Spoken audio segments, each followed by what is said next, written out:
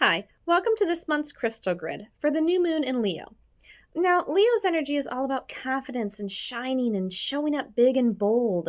And let's be real, most spiritual practitioners have a history of showing up and being judged, rejected, persecuted, even killed for sharing their truth and their spiritual gifts. It wasn't always safe to do so.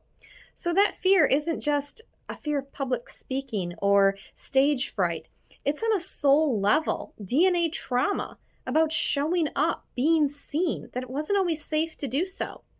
So, I also have this in my history, and I'm working on clearing that. This crystal grid is going to help with that this Leo season as I set the intention with these stones to show up, to be seen, to speak my truth authentically, flaws and all, and hopefully attract some more spiritually aligned clients for my spiritual business that I'm still launching, building, growing. So, I want to share with you some of the crystals I used for this grid and the reason I chose these crystals. So, if they feel aligned with you or resonate with you, you can also work with them for your own crystal grid or just having them with you, jewelry near you, having stones and stuff. So, let's get started.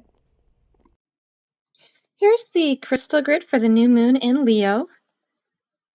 All right, and let's talk about each one of the crystals. On a personal note, I am having issues with my cat having an ongoing eye infection. So I have included the intention for my cat's healing, which will get brought up as I mention the crystals. So here we go. Starting with a selenite heart.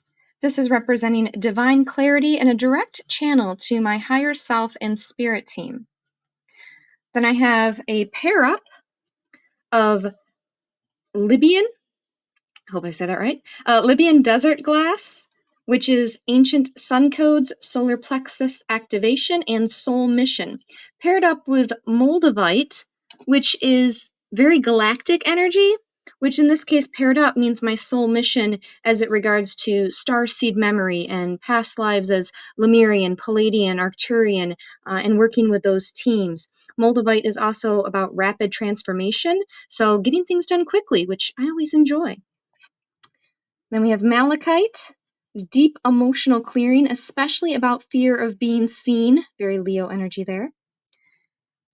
Carnelian, that's the creative spark that reawakens joy and passion, not just hustle, but actually enjoying the work that I do. It supports confidence and attracting new spiritual clients. Black tourmaline, for protection and helping my body feel safe as I'm, showing up to be seen. There's a physical reaction to trauma history, so that will help with that. Pyrite, this is for manifestation, business flow, abundance, but also power without burnout. That is Dragon Blood Jasper.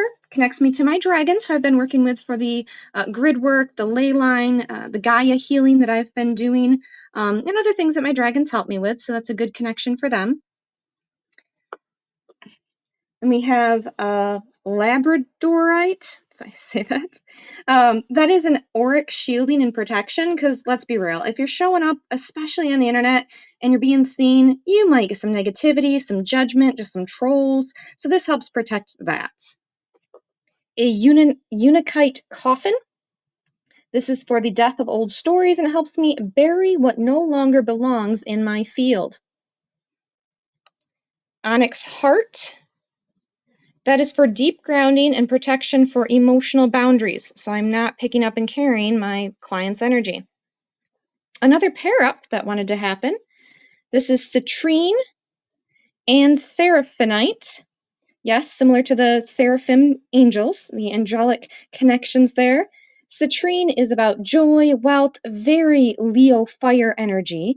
So this is about abundance, but from joy and having a heart expansion type of energy. Then I have honey calcite. And think about honey, it's very slow moving. So this is the slow burn energy. Again, not to have burnout with all the work that I'm doing. It also supports the solar plexus and amplifies courage. You got to be courageous to show up and speak your truth. Clear quartz, that is my amplifier. It activates and connects all the other stones and helps it stay clear so I don't have to go in and clear it every single day. And I mean, it's a lot of work. So clear quartz will do that for me.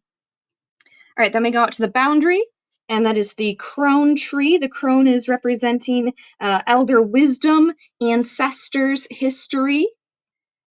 Green aventurine, so that is definitely the healing for my cat as well as my own emotional heart. Then I've got my carnelian lion, very Leo power and courage, but also my connection to my Lyrian lineage, which includes the cat people.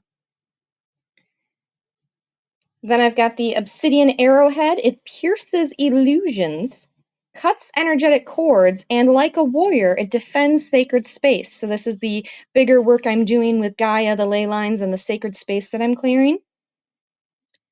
That is a tiger eye angel. You can see how that is. For protection, grounding, and divine guidance through rooted action. In order to get more guidance and clarity on your next steps, you first have to take action on the first steps that they give you before more is revealed. The obsidian cat statue here, that is a guardian for my own cat, representing the healing and protection from any of the energy that my cat's absorbing that's making him sick. And then I have raw rose quartz, and that is for love, compassion, and softening the trauma. I do trauma work with people, with spirits, and with Gaia and the land itself. So that will definitely bring that compassion and love into that. So there we have it. The new moon in Leo crystal grid.